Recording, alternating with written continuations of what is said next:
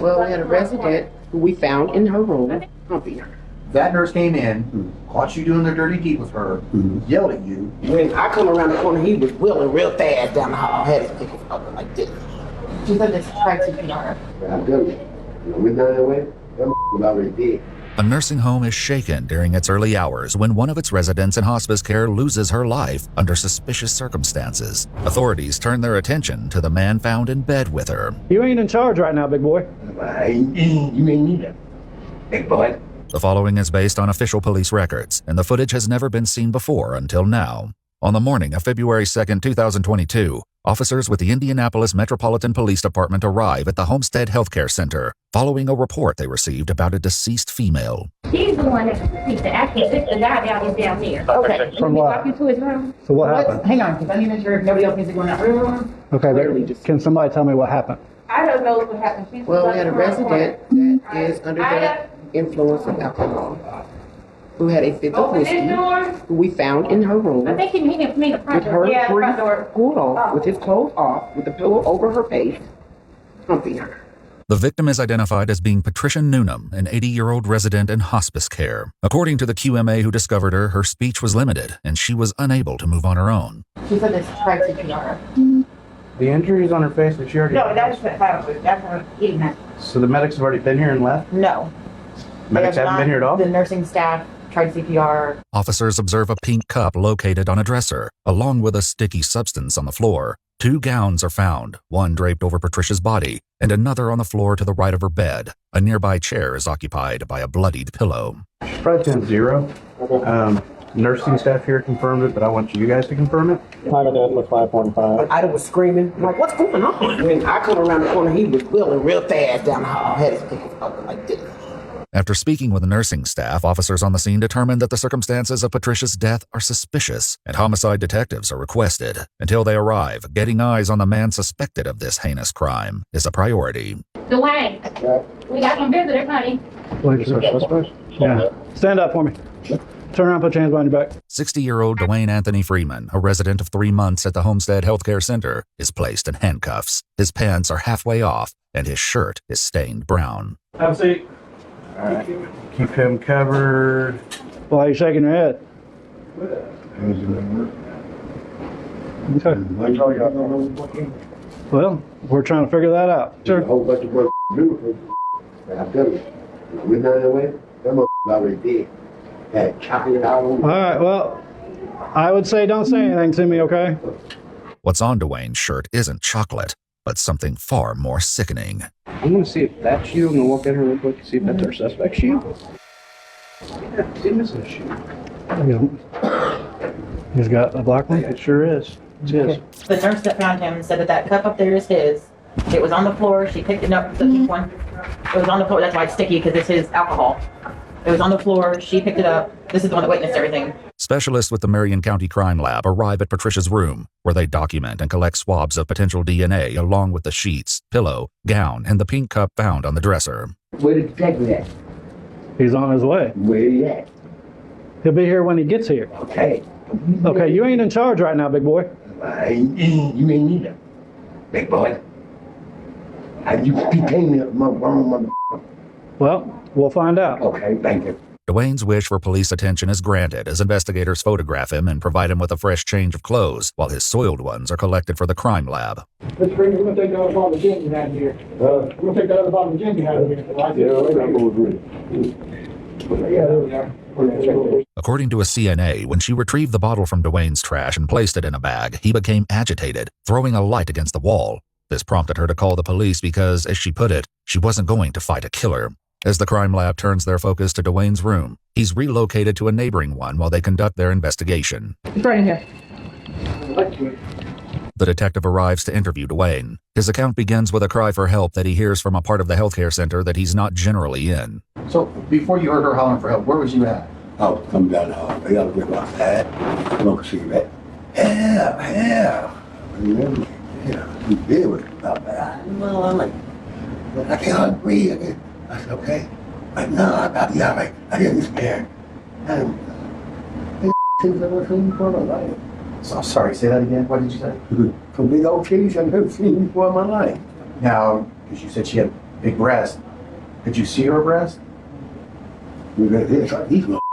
Huh? You got here, shot these mother. She said that? Okay, so what did you do next? I took them big old titties.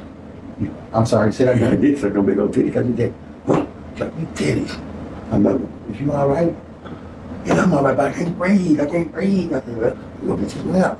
Is that because you was on top of her? She couldn't breathe? No, I'm dead. You did like that. That's when the nurse came in. I looked.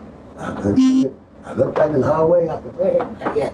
I looked at her, and then I looked back over there. I said, yeah. I said, you all right now? I'm like shaking her. I said, yeah, here they come.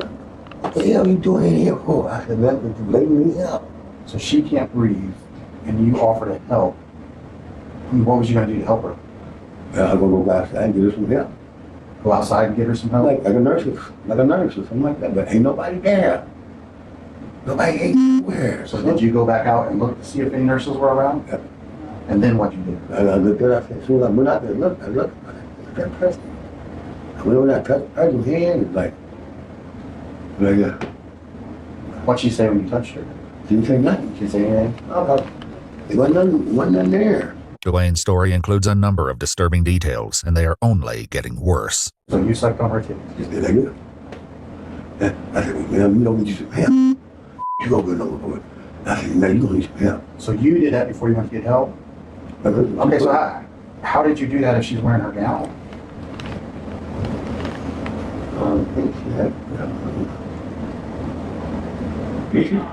I don't know, you tell me. I mean, I was like I said, I was kind of half drunk.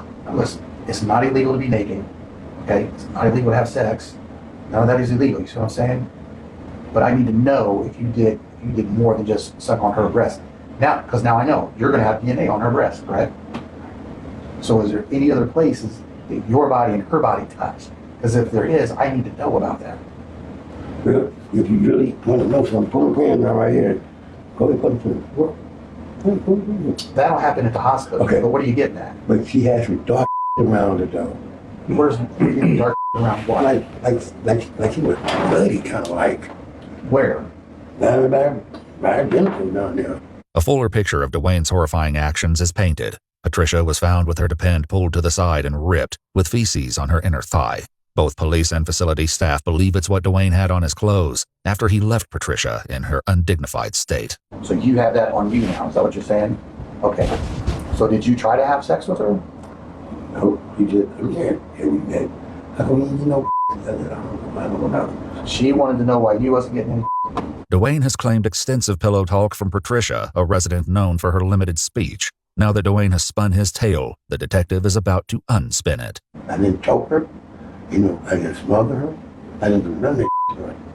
I didn't, okay, now, you can't breathe and go get you some help. I like that, look, I came back. Oh, stop saying that, because I already know that's not true. Okay, well, And again, Dwayne, I want you to be truthful with I've me. been truthful with you. You are up to a point where you start telling me some story about how you went out to look for a nurse. I did went good for her because the lady said she can't breathe. Listen, that nurse came in. No.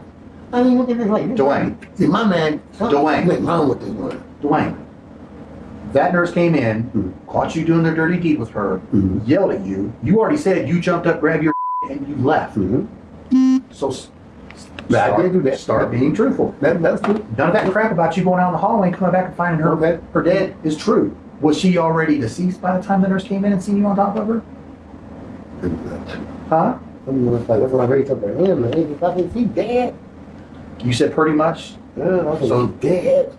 Now you're being truthful. And I appreciate that. Okay. But, boy, he was trying to kill her. As the detective seems to finally get through to Dwayne, he attempts to direct the focus to the element that will define the very nature of the incident, the pillow allegedly held over Patricia's face. Where am I going to find your DNA at in those pillowcases?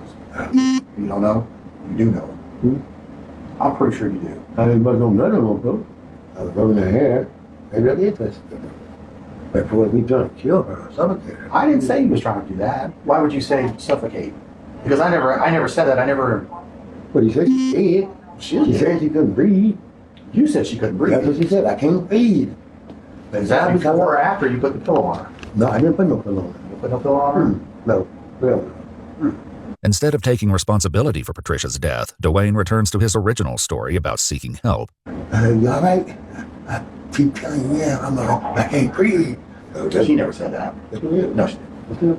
No, she didn't. I can't breathe. She may have said that. I said, okay, then you're gonna do some here. And when I done, I looked at Again, here we go with this crap.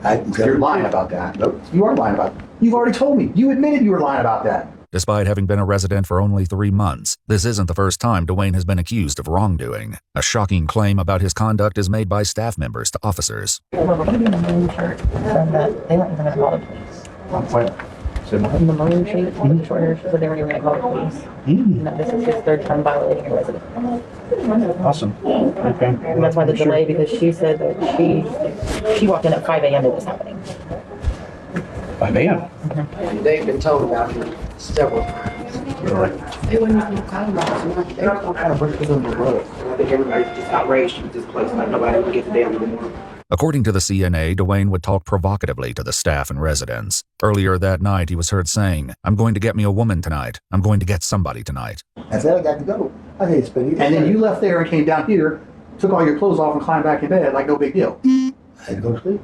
You had to go to sleep. And you just grab your and come back down here and climb into bed because you're tired. You didn't hang around and say, hey, she's passed. I told her I think something wrong with her.